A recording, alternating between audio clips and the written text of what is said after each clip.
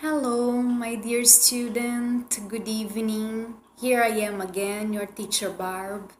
Olá, meu querido estudante. Aqui novamente estou, professora Bárbara. E hoje vamos trabalhar a unidade 5, the Unit 5 da sua apostila. A unidade 5 vai tratar sobre o have got.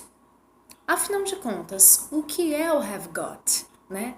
Para que o usamos? Como funciona a gramática desse tempo verbal? Tudo isso vamos estar vendo nessa aula de hoje. Bom, have got é um verbo de posse, que significa ter. O got, ele acompanha o have, mas ele não vai ter significado algum, né? É só um acompanhamento, tá certo? E agora eu vou te convidar para abrir sua apostila e lá na letra A da sua unidade 5 para acompanhar a explicação dessa gramática que é tão interessante e faz parte do presente simples, tá? É importante você saber que o have got é presente simples, é um verbo ordinário, tá? O que é um verbo ordinário? É todo verbo que não é o verbo to be, certo? Então, o have got é um verbo ordinário que significa ter ou possuir. Então, vamos lá. Primeiramente, nessa unidade, nós vamos nos ater mais à questão gramatical de construção. E depois nós vamos partir para a forma, mais uma etapa de cada vez. Então, lá na letra A, nós temos o seguinte. O verbo have, ele tem duas formas. O have e o has. Mas o has a gente usa para quê, afinal de contas? O has é a forma que nós utilizamos para a terceira pessoa do singular. O he, she ou it, ou seja, ela, ele ou ela e ele para animar o objeto. Dê uma olhadinha lá. Lá na letra A nós temos o affirmative, né? Que são as sentenças, as frases afirmativas. Como que funciona a construção dessas frases? Então ali na primeira coluna nós temos full form, que vocês já sabem que é forma completa. Short form, que é a forma abreviada, que é a forma inclusive mais utilizada. Importante sempre lembrar disso. Então veja, eu pronuncio daqui, você pronuncia daí. Então, I have got, you have got, he has got, she has got, it has got, we have got, you have got e they have got. Essa é a forma completa. Então, eu tenho, você tem, ele tem, ela tem, nós temos, vocês têm, eles ou elas têm. A tradução do que a gente acabou de ler significa isso. E a short form, né? Então quer dizer, o have, a forma abreviada dele é o apóstrofo e o V e o E. Então o I have fica I have got fica I've got, you have got fica you've got e assim por diante, tá? Cuidado só para não confundir, ó, porque ali a forma do has abreviada é o apóstrofo S, que é muito parecida com o is, tá? Então vamos sempre entender o contexto para a gente não achar que aquele apóstrofo S é o is. Na verdade, aquele apóstrofo S seguido do got é o has got, tá? Então, só para finalizar aqui, ó, por exemplo, o she has got, eu falo she's got, tá? Então é assim que eu pronuncio a forma abreviada. Aqui nós temos alguns exemplos, né? I've got lots of friends. I've got, eu tenho, lots, muitos, friends, amigos ou amigas. My teacher's got a lot of books. My teacher, minha professora ou meu professor. Esse apóstrofo S mais o got seria tem, né? My teacher's got, minha professora tem. A lot of, muitos, books, livros. Então, agora eu te convido a você construir aí duas frases afirmativas, uma com o pronome I e outra com o pronome she, utilizando o have got e o has got, construindo uma frase afirmativa, tá bom? E aí depois você me manda lá no nosso WhatsApp para que eu possa verificar e corrigir. Bom, seguindo aqui a explicação, o have got e o has got tem a sua forma negativa. E como que seria essa forma? Super simples. Ali a forma completa, você vai apenas adicionar o not na frente do have ou do has, né? Então, de have got ficaria have not got. De has got ficaria has not got, ou seja, não tem ou não tem, né? Ou ele não tem. E a forma abreviada seria, o have not got seria haven't got. E o has not got seria hasn't got, que é muito mais simples, bem mais abreviado e também o mais utilizado. Ali nós temos duas frases, né? Ó. I have got enough money. I haven't got enough money. Ou seja, I haven't got, eu não tenho, enough money. Dinheiro suficiente. Money, dinheiro, enough, suficiente. Anote aí na sua apostila. Joe seria o apelido de uma pessoa. Hasn't got any brothers or sisters. She's an only child. Joe deve ser Joanna ou seja lá como for.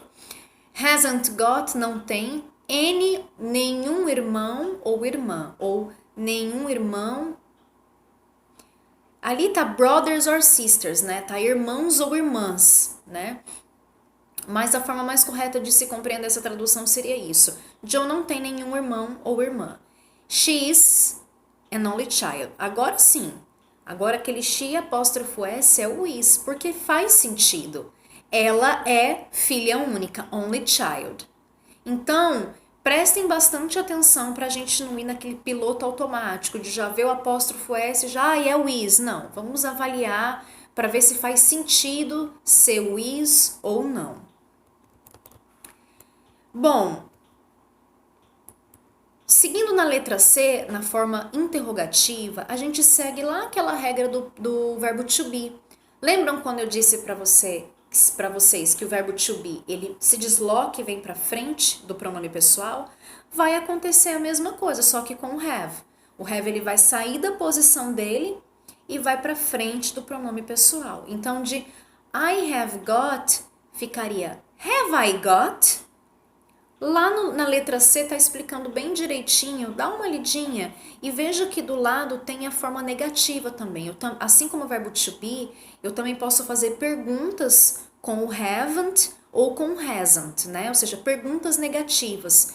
E afinal de contas, para que servem perguntas negativas? As perguntas negativas, elas servem para demonstrar uma surpresa ou quando você deseja uma confirmação de algo, tipo isso, tá? E é bem comum, inclusive. Lembrando que sempre quando a minha pergunta começar com have, com has, com haven't, com hasn't, sempre eu vou usar o que está lá na letra D, ó. Short answer, resposta curta, tá bom? Então, minha pergunta começou com have ou com has, eu já sei que a minha resposta vai terminar. Se for yes, vai terminar com have ou has. Se for no, com haven't ou com hasn't, certo? Ali temos alguns exemplos para a gente compreender melhor. Vai lá na letra D. Olha só que interessante. A primeira pergunta lá bem simples, ó. Have you got a dog? Have you got? Você tem a dog, um cachorro? Yes, I have. Sim, eu tenho. Se a minha resposta fosse não, seria no, I haven't, tá? Da mesma forma que na segunda pergunta, se a pergunta começa com has, então eu vou responder com has ou com hasn't. Se a minha pergunta começa com have, eu vou responder com have ou com haven't, ok? Has Simon got a brother? Simon tem um irmão? No, he hasn't. Não, ele não tem. Simon é ele, então por isso que eu vou utilizar o pronome pessoal he na hora de responder, ok? E para finalizar, na letra E, nós temos as word questions. Assim como o verbo to be, nas perguntas com have ou com has, eu posso questionar, fazer perguntas completas, porque eu quero respostas completas, né? Por exemplo, what have you got in your hand? What? O que have you got? Você tem in your hand, na sua mão. Então, aí, neste momento, eu não vou mais poder responder yes ou no. Eu vou ter que responder uma resposta completa. Por exemplo, I've got, né? Eu tenho a purse, um estojo. I've got a purse, né? Então, prestem bastante atenção nessas questões, né? De quando a pergunta é com word question, resposta completa. Quando a pergunta é com have ou com has, short answer, resposta curta. Só um detalhe, eu acabei de cometer um equívoco aqui. Eu falei, what have you got in your hand? Eu respondi, I've got a purse. Não é purse, gente, é uma bolsinha pequena, daquelas de mulher mesmo, de sair. Isso aqui seria case, tá? Estojo. I've got a case in my hand. Eu tenho um estojo nas minhas mãos. Então é isso. Agora eu convido você a fazer as atividades, né, de toda a unidade, da unidade 5.